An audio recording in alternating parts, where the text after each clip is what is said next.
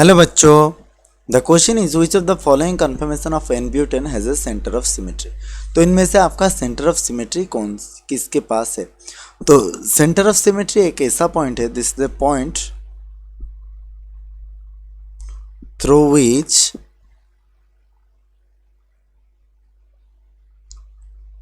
All the objects are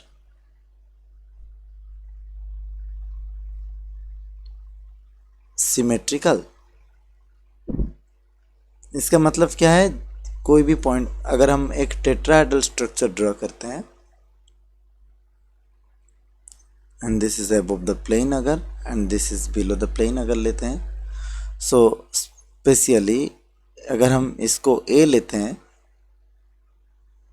तो इसका opposite ये यहाँ पर आ जाएगा, ठीक है। और अगर हम इसको बी लेते हैं, if we take this as B, then its opposite will be on this side, and further if we take C on here above the ring, then its का below में इस तरफ आ जाएगा। So ऐसा अगर if we find such type of situation, then we can say that this point is known as your center of symmetry. This is known as center of symmetry, क्योंकि ये आपका हर एक पॉइंट को सिमेट्रिकली विभाग करने में समर्थ हो जाता है। So centre of symmetry. तो हमें देखना है कि ऐसे किस मॉलिक्यूल में ऐसा सेंटर ऑफ सिमेट्री है। अगर हम यहाँ पर एक सेंटर ड्रॉ करते हैं, देन इसका कुछ भी प्रोजेक्शन यहाँ पर नहीं है या फिर इसका प्रोजेक्शन नहीं है, so this will not have any centre of symmetry.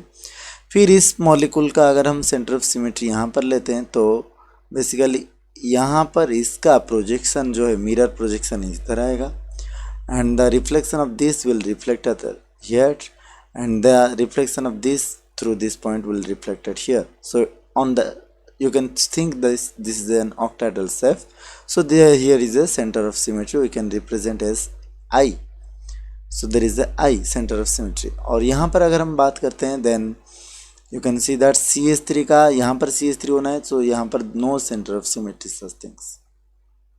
यहाँ पर हाइड्रोजन का ऑपोजिट में हाइड्रोजन है, CH3 का ऑपोजिट में हाइड्रोजन का ऑपोजिट में, लेकिन नहीं, यहाँ पर हाइड्रोजन का opposite both are your symmetrical structure यहाँ पर। So as this is a एक्लिव स्ट्रक्चर, तो यहाँ पर सेंटर ऑफ सिमेट्री नहीं हो सकता है। सो सेंटर ऑफ सिमेट्री नहीं हो सकता है। So option number B is the right answer because it contains the center of symmetry. I hope you might have understood the concept in this question. Thank you and all the best.